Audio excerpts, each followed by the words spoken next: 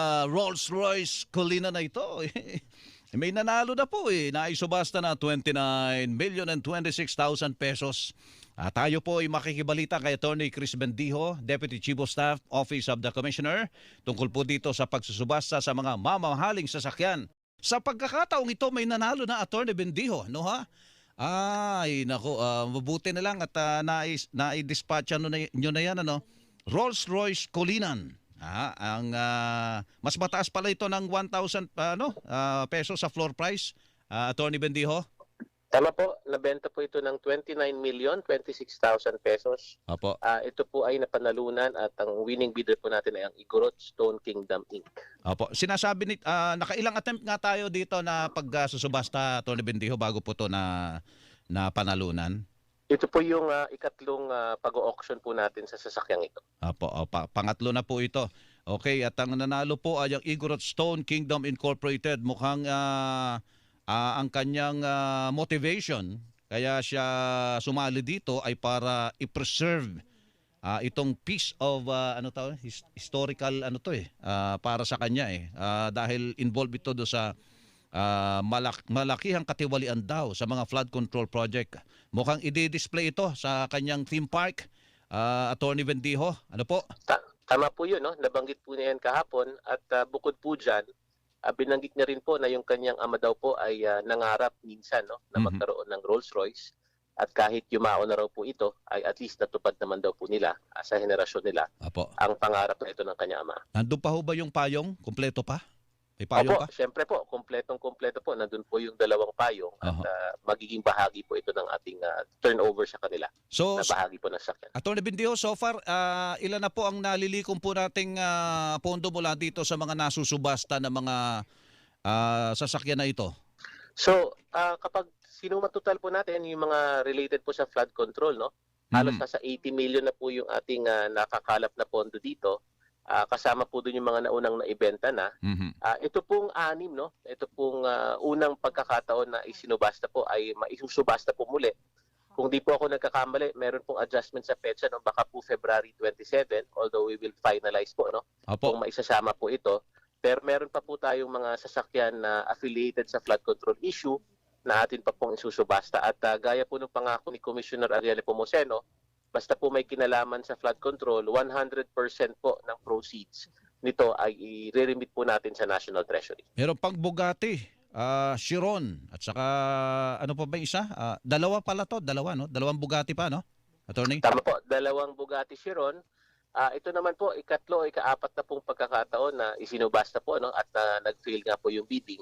So sa ngayon po, talaga pong kailangan mag-reconvene ng komite at aralin, no, kung ano ang kanyang magiging rekomendasyon dahil sa tinagal-tagal po ng panahon, baka naman po maubos lang sa depreciation yung halaga ng sasakyan at hindi po natin maibenta, no, dahil sa kanyang magiging kondisyon, no. So babalansihin po natin yan. Ano po ba yung halaga na hindi naman po tayo masyadong malulugi at ano naman din po yung halagang meron pong taker, no, kasi sa present price po mukha pong wala pong nagpapakita ng interest na bilhin itong mga to. Nako, may Lincoln Navigator pa dyan, ano? Meron pang GMC Yukon Denali, Cadillac Escalade, Maserati Levante Modena, GMC Yukon XL Denali, Cadillac Escalade ESB, saka may Bentley Bentayga pa raw, Attorney Bendijo. Tama po, yan po yung mga sasakyang nakuha po natin, no, sa pamilya Diskaya. Apo. Kung iuugnay pa rin po natin, no, sa flood control issue, meron pa po tayo yung mga nasa ICI pa po, no. Sa akin po pagkakaalam ay baka po mag-issue na po ng warrant of seizure and detention kung di po sa linggong na to. Apo. Baka po sa susunod, no. So abangan po natin ang mga iba pa pong auction po natin at meron pa rin po, no, yung mga wala naman po kinalaman sa flood control ay mahigit 20 units pa po mahigit, no, ang atin po pong ipapa-auction sa mga susunod pong pagkakataon. Ano yun yung mga involved sa Pogo, Attorney? Tama po, no? Yun pong ibang mga sasakyan ay affiliated naman sa Pogo issue. At ito naman po ay meron ng finality, no? Yung decision natin na for forfeiture. So iniintay nila po ang magiging schedule po ng mga auction kasi ang gusto po ni Commissioner Ariel Pomoceno ay every 2 weeks po, no, magkaroon tayo ng auction para mat-dispatch na po yung mga sasakyang yan kaysa mag-depreciate siya sa aming kustodiya, magandang ma-convert na siya to revenue, no? At nang sa ganun ay maibalik naman natin sa kaban ng bayan. Opo. Ilan pa yung nasa ICI na pwede niyong makuha, Attorney? Yung nasa ICI po, meron po tayong 8, no? Yung saklaw po ng ating search warrant. Mhm. I-check ko po mamaya kung wala pa pong sinusumiting mga apila, no? Yung mga nagmamay-ari po nito. Opo. Dahil yun nga po, mag-i-issue na po ng warrant of seizure and detention. Opo, opo. Mga sino po may-ari nito, Attorney Bendijo, kung mamarapatin niyo po? Kung di po nagkakamali, ito po yung mga kumpanyang na iuugnay, no? Kay dating Congressman Saldico. Nandun po yung SunWest, nandun po yung Misibis. Yun po yung mga registered owners na naalala ko po dun sa listahang yun. Opo. So ang kasunod pala ay yung kay Saldico na nandyan na sa ICI. Ano po? Mag-i-issue pa po muna tayo ng warrant of seizure and detention. After po nito ma-issue, mabibigyan pa po sila ng 15 araw. No? Ito na po yung kanilang final opportunity to submit at to refute, no? Yung ating allegation at findings of unlawful importation. Kapag hindi pa rin po sila nagsumite or kung hindi man po wala pong ebidensya, no? Yung kanilang isinumite, mag-i-issue na po ng forfeiture. No? At kapag nangyari po ito at naging final po ito, papasok na po yung remedies under CAO 3-2020 kasama po dyan yung posibilidad ng pagsusubasta. Attorney, bakit 8 lang po? Ang balita namin noong Enero, 14 po yung mga naharang na yan ng BOC at saka ng PNP Highway Patrol Group. Tama po yan. No? Ang in-applyan po talaga ng Bureau of Customs ng search warrant ay sham. No? Yung 8 po, dinatnan natin dun sa Taguig. Yung isa po ay nailabas daw nung kinaumagahan, no, nung tayo ay nag-implement nung LOA, no. Opo. Nung search warrant, no. Tapos po, during the implementation of the search warrant, ito naman pong kasama po natin ang Highway Patrol Group. Kanila naman pong natuklasan, no, dun sa mga katabing mga parking lot na nandun po yung ibang mga sasakyan na meron pong naka-alarma po, no, sa LTO. Kung kaya kanilang minabuti na rin pong i-seize po, no, yung mga sasakyan during the implementation of the search warrant. So 8 lang talaga, hindi 14? Siyam po yung saklaw ng search warrant, 8 lang po yung dinatnan. Yung lagpas po doon ay may alarma pero hindi po papasok sa jurisdiction ng Bureau of Customs. Okay, may iba po siyang violation. Okay. Maliban kay Saldico, maliban kay Diskaya, meron pa ho ba tayong mga hinahabol doon sa mga, lalo na yung mga kontraktor na involved dito sa flood control project, iba pang kontraktor sa flood control project at saka doon sa mga kontratista, Atty. Bendijo?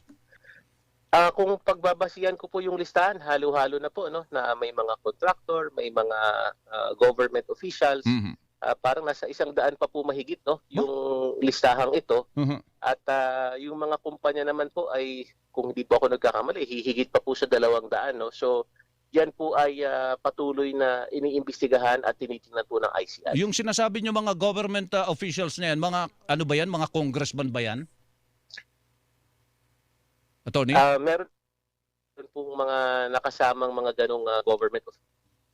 Meron po. May mga kongresista po doon sa 100 kongresista po ba yon at ilang unit po ang involved doon na Atty. Bendijo? Hindi naman po lahat ay kongresista, no? Halo-halo na po itong mga individual na ito. May mga government officials, may mga kongresista, may mga may-ari po, no, yung mga officers po ng mga construction companies. Yun po yung bumubuo sa mga listahang ito. Opo, 100 individuals po at sama-sama na po 'yon. Mga ilan po ang ilang mga sasakyan po ang involved doon, Atty. Bendijo? Yan po ay patuloy na tinitingnan po natin. No? Again po, no, kung ang pag-uusapan po natin ay ang Bureau of Customs lamang, kailangan po ito yung mga sasakyang dumaan sa importasyon. No? Pero sa kabuuan po, kung titingnan po yung kumbaga sa aspeto ng ill-gotten wealth, lalagpas pa po tayo sa mga sasakyan. No? Yan po yung hangarin noong Asset Recovery Subcommittee ng ICI. Nakakuha po nung Rolls-Royce Cullinan. Hindi po kontraktor. Ang tanong kasi dito ng isang texter natin, baka kontraktor dito na. Hindi po, ano po ito, owner, founder and CEO ng, actually, sa kumpanya po ito, Igorot Stone Kingdom Incorporated. Theme park po ito. Theme park. Ayan. Ay, pasyalan ng mga bata. Parang yung pinapasyalan nyo sa Hong Kong at saka sa